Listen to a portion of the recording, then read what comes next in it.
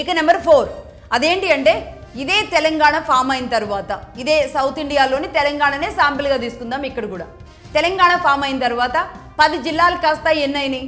33 జిల్లాలు అయినాయి.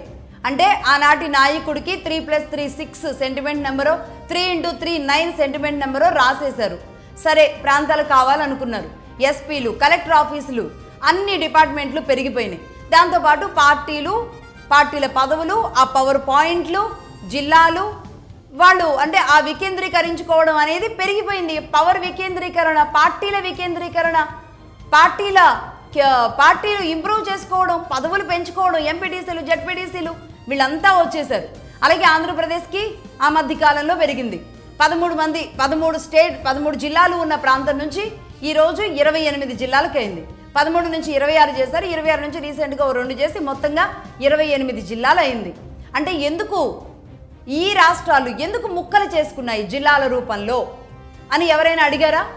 కేంద్ర ప్రభుత్వం అడిగిందా? కేంద్ర ప్రభుత్వానికి ఒక ముసాయిదా పంపిస్తారు, కేంద్రం దగ్గర ఓకే చేసుకుంటారు, పాస్ చేసుకుంటారు బిల్లు. ఎందుకు చేసుకున్నారు? మీ అవసరం కొద్దీ చేసుకున్నారు. అది రాజకీయ అవసరం ప్రధానంగా. ఆ తర్వాతే ఈ ఉద్యోగాల రూపంలో దీనిని వికేంద్రీకరిస్తున్నాం అనేది. ఇక ఆ తర్వాతే ప్రజల కోణం. నిజానికి ఇది వాస్తవం. ఇదే పని కేంద్రం చేస్తే ఒప్పుకుంటాయా రాష్ట్రాలు? నేను సూటిగా అడుగుతున్నా. ఇదే ముక్కలు చేసే పని గనక కేంద్రం పెట్టుకుంటే ఇవే రాష్ట్రాలు ఒప్పుకుంటాయా? ఎట్టి పరిస్థితుల్లో ఒప్పుకో. నిజానికి అమెరికాలో 60-70 లక్షలకి ఒక స్టేట్ ఉంటుంది. అమెరికాలో ఎన్ని స్టేట్లు ఉన్నాయి? 50 స్టేట్స్ ఉన్నాయి అమెరికాలో.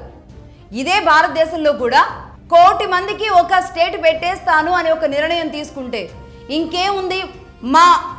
మా హక్కుల్లోకి చొరబడుతుంది కేంద్రం రాష్ట్రాల మీద పెత్తనం చేస్తుంది. ఇవే కదా వచ్చేది, రాష్ట్రాల మీద కేంద్ర ప్రభుత్వ పెత్తనం. అలాగే నేను ఇంకొన్ని ఎగ్జాంపుల్స్ కూడా ఇందులో చెబుతాను. అంటే భారతదేశంలోని కొన్ని రాష్ట్రాలలో ఈ రీజనల్ పార్టీలు వాళ్ళ ఫ్యామిలీస్ ఎంతమంది ఎవరెవరు ఉన్నారో ఒకసారి మాట్లాడుకుందాం. అందులో కర్ణాటక జేడీఎస్ పార్టీ ఉంది.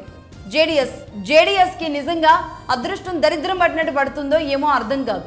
అది దేవేగౌడ పరిస్థితి అలాగే ఉంది, ఆయన కుమారుడిగా కుమారస్వామి పరిస్థితి కూడా అలాగే ఉంది.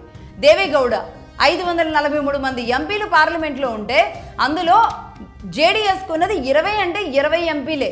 ఆ 20 ఎంపీలకు ఆయనకు అదృష్టం కలిసి వచ్చి ఏకంగా ప్రధానమంత్రి అయ్యారు దేశానికి. అలాంటి అవకాశం వస్తుందని అసలు కలలో ఎవరైనా అనుకుంటారా? ఆయనైనా ఊహించి ఉంటారా? ఆయనకు వచ్చింది ఆ అవకాశం. ఆ తర్వాత ఆయన కుమారుడుగా కుమారస్వామి. మొన్నటి ఎలక్షన్స్ కాకుండా అంతకుముందు ఎలక్షన్స్లో జస్ట్ మధ్యవర్తిత్వంగా మధ్యలో ఉన్న పార్టీ, అంటే ఎవరికి వైపు వెళితే వాళ్ళు సీఎం అయ్యే అవకాశాలు ఉంటాయి. కానీ అదృష్టం ఎలా తగులుకుంటుంది అంటే అది 30 ఎమ్మెల్యేలు ఉన్న ఆయన సీఎం అయిపోయారు. కుమారస్వామి సీఎం అయ్యారు కర్ణాటకలో. అటు తండ్రికి అలాగే కొడుక్కి అలాగే ఉంది అదృష్టం. అలా వీరిది ఒక రకమైన కుటుంబమే. జేడీఎస్ అనేది ఒక కుటుంబం కర్ణాటకలో, రైట్. అలాగే తమిళనాడు, ఇక అది వేరే చెప్పాల్సిన అవసరం లేదు. డిఎంకే పార్టీ కరుణానిధి గారు మొదలుపెట్టారు కుమారులుగా. అంటే ఆయనకు 3 భార్యలు ఉండేవాళ్ళు. సరే, ఆయన ఏ భార్యలు ఉన్నా అది ప్రస్తావన కాదు, కానీ 3 భార్యలకి ఉన్న పిల్లలు ఎవరైతే ఉన్నారో ఆ పిల్లలకి ఈ పదవులు, పార్టీలో క్రియాశీలకంగా ప్రాంతాలు, ఢిల్లీ ఒకళ్ళకి ఈ విధంగా అప్పగించుకుంటూ వెళ్ళిపోయారు కరుణానిధి గారు. ఇప్పుడు సీఎం స్టాలిన్ ఉన్నారు. అలాగే డిప్యూటీ సీఎంగా స్టాలిన్ కుమారుడు ఉదయనిధి స్టాలిన్ ఉన్నారు. అలాగే ఆయనకి అళగిరి అని కరుణానిధి స్టాలిన్కి ఒక అన్నయ్య ఉండేవాళ్ళు. ఆయన మంత్రిగా పనిచేశారు, మరణించారు ఆయన. Kanimozhi 2G spectrum MP Raja and Kanimozhi ఇద్దరు కూడా అరెస్ట్ అవ్వడం అందరికీ తెలిసిందే. అందులో కనిమొళి కరుణానిధి కుమార్తె, స్టాలిన్ చెల్లెలు. అలాగే మురసొలి మారన్, ఆయన కొడుకు దయానిధి మారన్. వీళ్ళంతా వాళ్ళ కుటుంబ సభ్యులు అనమాట. తమిళనాడు డిఎంకే మొత్తం ఒకే కుటుంబం కింద ఈ రీజనల్ పార్టీ నడుస్తుంది. వీళ్ళ కిందే ప్రజలు వెళ్ళాలి. వీళ్ళు పదవులు ఇస్తే ఇచ్చినట్టు, లేదంటే లేనట్టు, అంతే, రైట్. ఇది ఇలా ఉంటే నెక్స్ట్ బీహార్లో లాలూ ప్రసాద్ యాదవ్, ఆయన అరెస్ట్ తర్వాత రబ్రీదేవి ఆవిడ సీఎం అయ్యారు కుటుంబం నుంచే మళ్ళీ, రైట్. ఇక ఆ తర్వాత తేజస్వి యాదవ్, కొంచెం యాక్టివ్గా తేజస్వి యాదవ్ నడిపిస్తున్నారు. మరి ఇప్పుడు వీళ్ళు ఏంటి, నేను ఉండాలి అని చెప్పేసి మీసా భారతి తను ముందుకు వచ్చింది, కుమార్తె. ఇప్పుడు కుమార్తెలు రాజ్యాధికారం కోరుకుంటున్నారు కాబట్టి అసలు ఎక్కడ తగ్గట్లేదు. అది అన్నలైనా తండ్రైనా ఎవరైనా సరే బరాబర్ అంటున్నారు, రైట్. ఇది సేమ్ బీహార్లో కూడా ఇలాంటి పరిస్థితే. లాలూ ప్రసాద్ యాదవ్ వీళ్ళు ఆర్జేడీ నుంచి వీళ్ళ కుటుంబం రాజ్యాధికారం అన్నమాట బీహార్లో.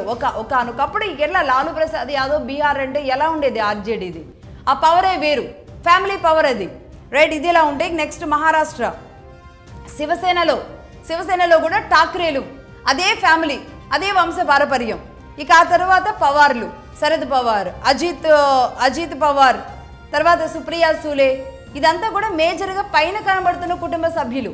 ఇంకా కనబడకుండా అత్తమ్మో పిన్నమ్మో మామయ్యో ఈ లింకులతో ఉన్న బంధుత్వాలు ఇంకా గ్రౌండ్లో నెక్స్ట్ లెవెల్లో ఇంకా ఉన్న ఇదే పార్టీలో పవర్ పొజిషన్లో, అంటే డైరెక్ట్ పాలిటిక్స్లో. సరే, సుప్రియా సూలే అంటే అజిత్ పవార్ మరణం తర్వాత సుప్రియా సూలే డిప్యూటీ సీఎం అయ్యారు అక్కడ, రైట్. ఇక ఉత్తరప్రదేశ్, అక్కడ సమాజ్వాదీ పార్టీ, ములాయం సింగ్ యాదవ్, అఖిలేష్ యాదవ్, డింపుల్ యాదవ్, ఢిల్లీకి ఒకళ్ళు పంపిస్తారు, గ్రౌండ్లో ఒకళ్ళు ఉంటారు. ఇది కూడా రీజనల్ పార్టీ ఉత్తరప్రదేశ్లో.